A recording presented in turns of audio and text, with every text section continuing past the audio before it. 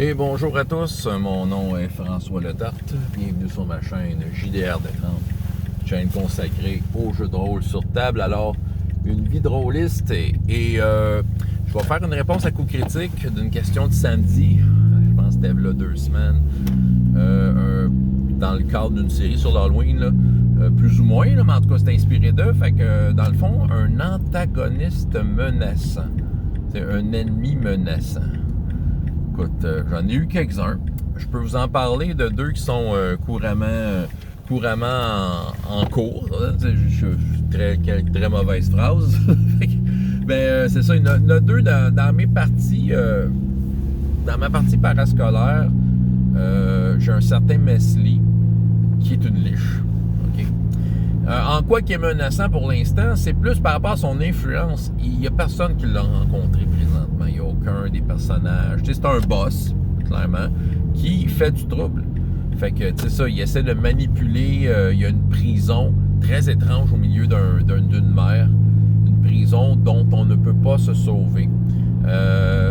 Puis qui est protégée par, entre autres, des fées méchantes. Ils ont rencontré de ces fées-là qui sont complètement folles. Même, dans True 20. Ouais, c'est né dans les Landes des Dragons, il y avait ça, des fées qui mangeaient de la négarite. La fameuse pierre anti-magie que j'avais introduit, en fait, à True 20, puis qu'une fois de temps en temps, j'utilise dans d'autres campagnes parascolaires pour les nommer. Mais c'est ça, fait qu'il y avait les fées complètement folles qui mangent de la négarite. Puis c'est ça, puis ils protègent cette île-là. C'est sûr que l'endroit est complètement terrifiant. C'est ça, c'est une prison. Je vais peut-être me garder des détails. Je pense qu'il y a peut-être une question de coup critique là-dessus, mais cette prison-là, j'ai vraiment fait... c'est vraiment une prison de Mongols. C'est une maison de fous. Fait que peut-être pour une autre réponse, mais reste que c'est Mesli qui est derrière ça. Mesli avait en son contrôle un dragon. Mesli tire les ficelles et est intégré partout. C'est ça. C'est une liche que je trouve que potentiellement tous les attraits d'un boss qui tire les ficelles en arrière. Je pense que mon groupe, un de mes groupes parascolaires, a l'intention d'y péter à gueule cette année. Bon. J'en ai créé un autre, un vampire. OK. C'est digne de mention. J'aime pas les vampires tant que ça. J'aime pas le jeu vampire parce que j'aime pas tant ça, les vampires. Je trouve que les vampires, c'est des artistes incompris. Fait que, tu sais, c'est ça. Trouve-toi une job! Non, c'est pas vrai. non, ben... Ah, c'est cheap shot. Non, ben écoute, je suis moi-même artiste, je comprends.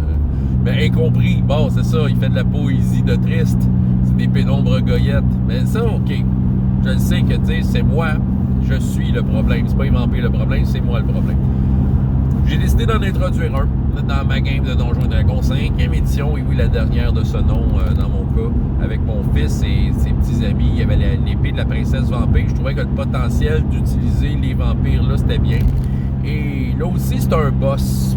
OK, ils l'ont pas rencontré, mais bon, un vampire, c'est toujours un bon potentiel antagoniste menaçant. Et là, pour tout de suite, il envoie juste ses vampires, ses esclaves vampires, et les joueurs ont beaucoup de fil à retordre avec eux. Parce qu'ils essaient d'attraper l'épée de la princesse vampire. Ouais, la joueuse est... écoute, ça c'est une autre histoire, là. Mais la joueuse qui a les princesses de l'épée vampire, elle joue pas mal cowboy avec son épée, là. Moi, je dis rien. Je la laisse découvrir le malheur quand il tombera dessus, à moins qu'elle allume avant que... Faudrait peut-être se débarrasser de l'épée. Il me semble que c'est pas correct. There's something wrong. Mais pour tout de suite, l'épée, il commande plein de meurtres, ben les fait. Mais c'est ça, sauf que Krosaf, le vampire de Quilven, c'est dans RPGS. Oui. S'est réveillé.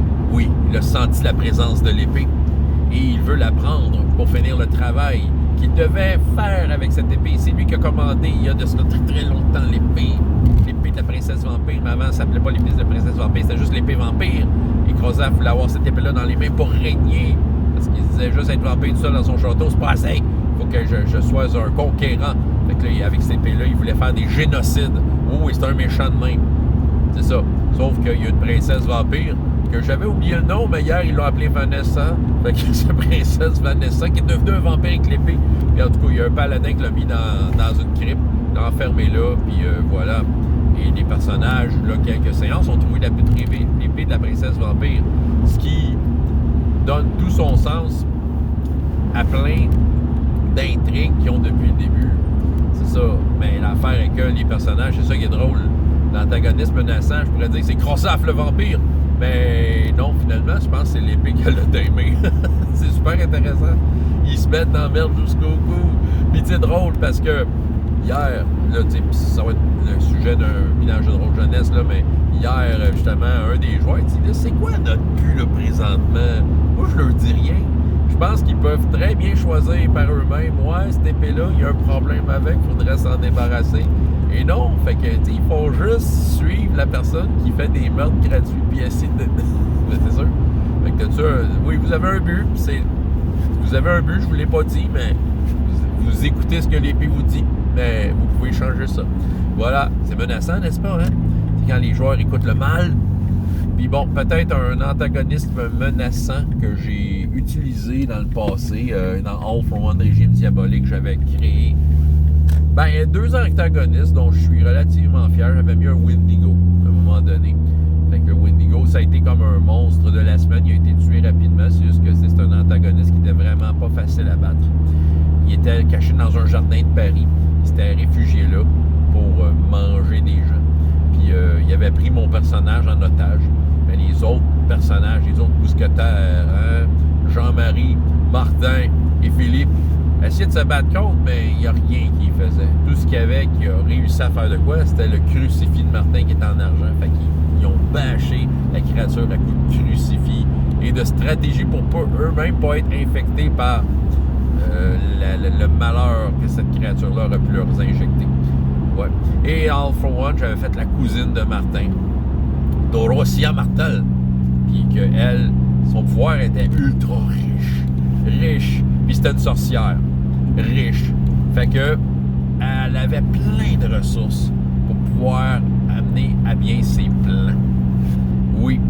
Et, tu sais, dans le fond, elle a voulu prendre le contrôle de la famille Martel, une famille de sorciers maléfiques, dont Martin voulait prendre le contrôle, mais lui, il voulait virer ça vers le bien. C'était encore son but. Mais elle avait tellement d'argent, d'influence, tout ça, qu'elle mettait de son bord toutes les racailles surnaturelles de Paris. Là, elle réussit à les convaincre. Les autres, elle les a détruits là, parce qu'elle a acheté tellement de poudre à canon qu'elle a fait exploser le manoir dans lequel elle avait organisé un petit party avec tout le monde. À un moment donné, elle a fait un conseil. Elle a dit, ceux qui sont d'accord avec moi me suivent, on va discuter à l'extérieur. Puis les autres sont restés à l'intérieur pour comploter contre elle. Mais ce qu'ils ne savaient pas, c'est que la bâtisse, ça va exploser. Oui, c'était avant une game. Puis il y avait des mousquetaires. Là, eux autres, ils ont vu juste à temps. Fait qu'ils se sont poussés par la fenêtre de justesse. Ah ouais, c'était quelque chose. Puis c'est ça, ben plus tard, elle est revenue. Elle a torturé une amie de Martin, une pauvre voyons, comment je pourrais dire, paysanne. Elle était vraiment cruelle. Puis à la fin, elle avait en sa possession réussi, dans une cachette, à faire venir un démon de la reproduction. Elle faisait des clones de gens qu'elle enlevait. D'ailleurs, sa garde rapprochée, c'était toutes des clones. Puis elle a réussi à cloner la reine Anne d'Autriche qu'elle avait enlevée et a pu amener son esprit dans le clone de la reine Anne d'Autriche. C'est ça, mais je pense que les joueurs de chance qui ne parlent pas en français tant que ça, parce que je pense que je vais leur donner un indice sur ce qui pourrait éventuellement s'en venir. Qui sait? Mais reste qu'ils ont réussi à arrêter la fausse reine Nathan à coups de fusil à Notre-Dame de Paris pendant la messe de minuit. Regardez ça, c'est juste des antagonistes menaçants qui peuvent t'amener dans des situations pareilles. Hein? Avouez-le, capotez. François Letarte, JDR des 30. Et jusqu'à la prochaine fois, ayez autant de plaisir dans la vie que dans les jeux. Au revoir.